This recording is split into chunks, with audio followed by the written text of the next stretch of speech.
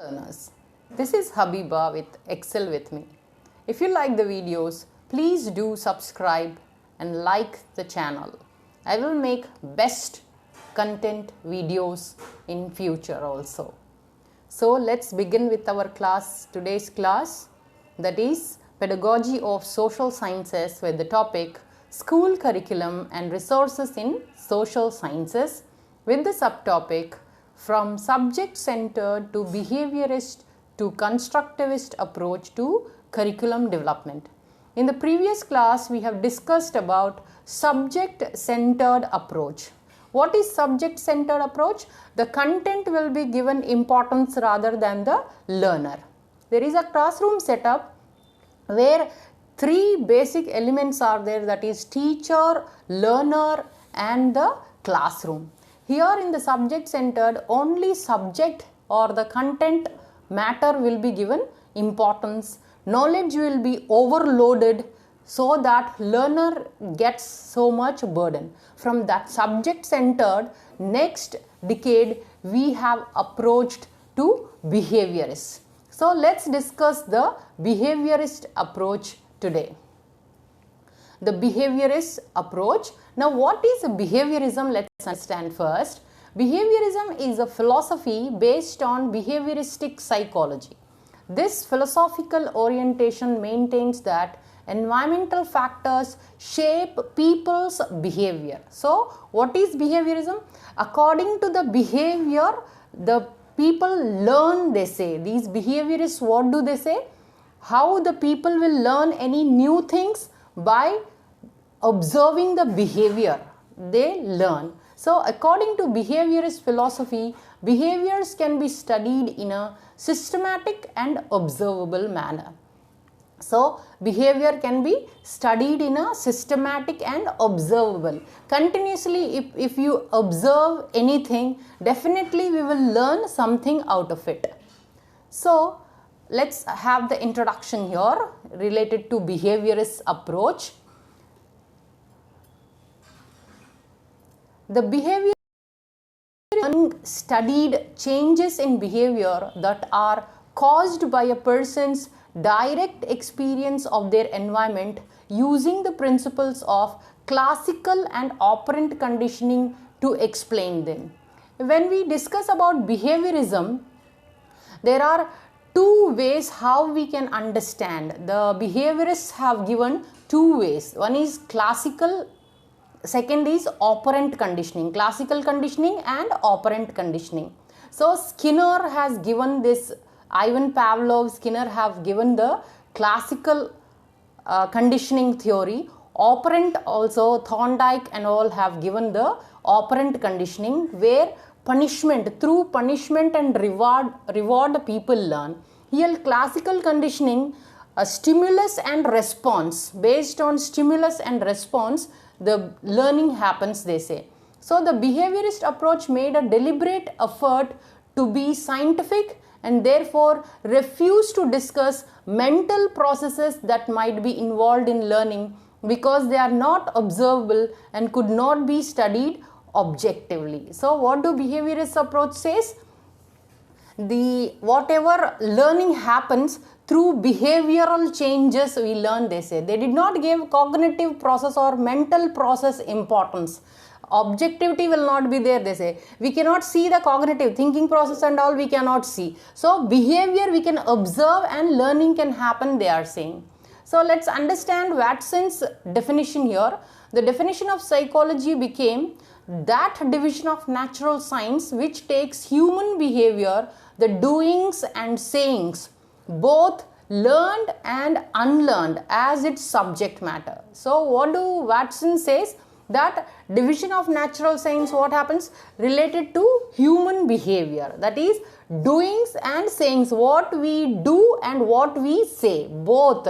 We can learn something, we can unlearn. Unlearn means whichever behavior is not correct, we will unlearn it and we will again go for learning again. Learn, unlearn and relearn again. That will be the process, they say. It's a subject matter. Now let's understand in detail the behaviorist approach. Behavioral approach is a anchored on the behaviorist principles based on the idea of Frederick Taylor, whose aim is to achieve efficiency. So based on a blueprint, the setting of goals and objectives are considered important ingredients in curriculum implementation with its matching content activities. So when we take the behavioral approach, it is anchored through some principles, ideas given by Frederick Taylor also, who aims at efficiency. Whatever we do, we should do with efficiency, he says. So in the curriculum implementation also, matching with the content and activities, those behavioristic approach related goals are set.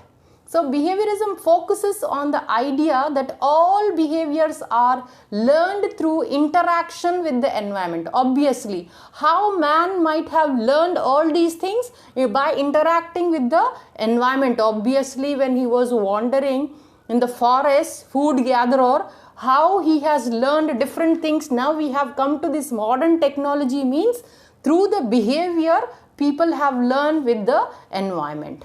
This learning theory states that behaviors are learned from the environment and says that innate or inherited factors have very little influence on behavior. Whatever inherited, they say very little influence will be there. Environment has more effect on people. The learning outcomes are evaluated as a change of behavior indicates the measure of accomplishment.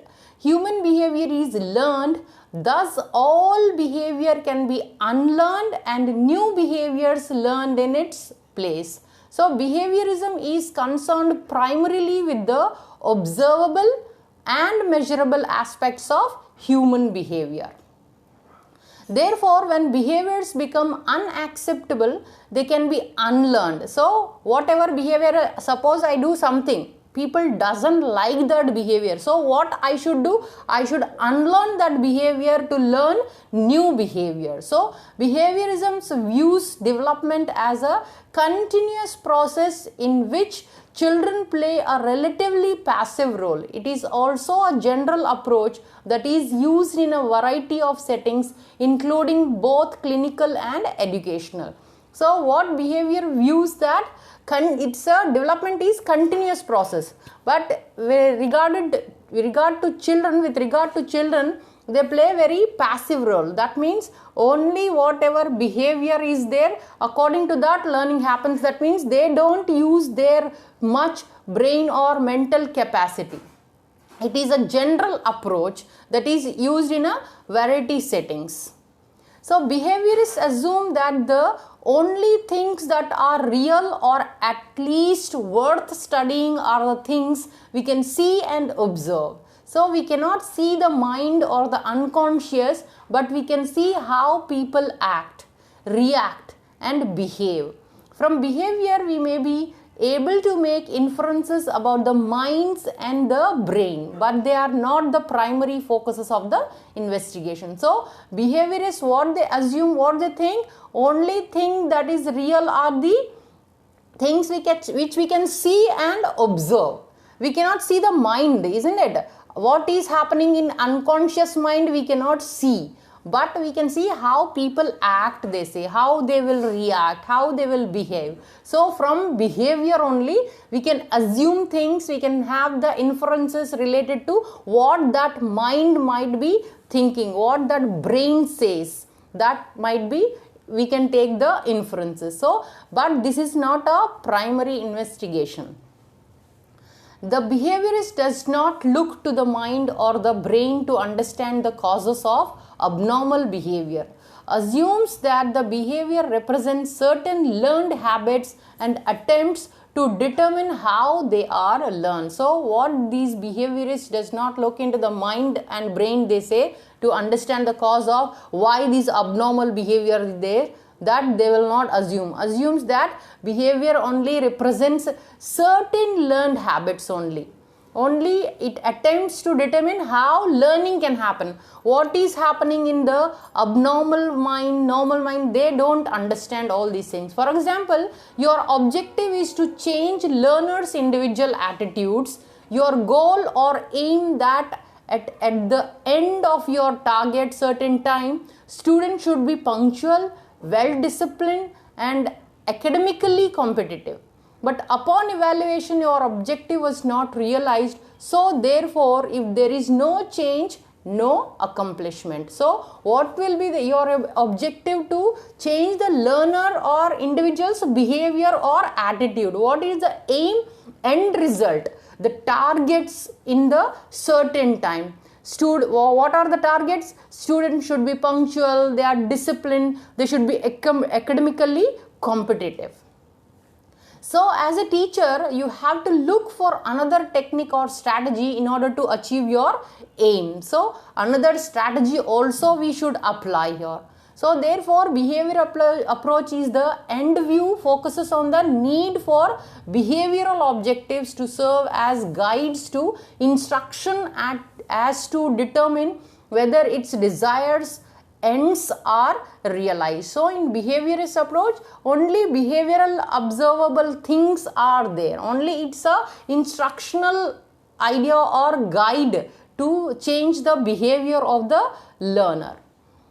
So let's conclude this topic. What is the behaviorist perspective? This perspective seeks to understand human behavior in terms of what has been learned. They study behavior.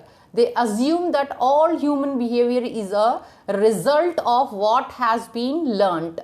Example, shyness or aggression. They think all behavior is a result of either classical conditioning like Pavlov has given or operant conditioning Skinner has given. So here what do we say? From subject centered, we have come to the behaviorist approach where the curriculum should be designed in such that learners' behavior should be changed. Just now I discussed the attitudes, the behaviors or the academical achievement they used to think when they designed the curriculum. So this is all about behaviorist approach. We come to the end of this session. If you like the video, please subscribe, do like, share and comment below. Thanks for your attention and time. Happy learning.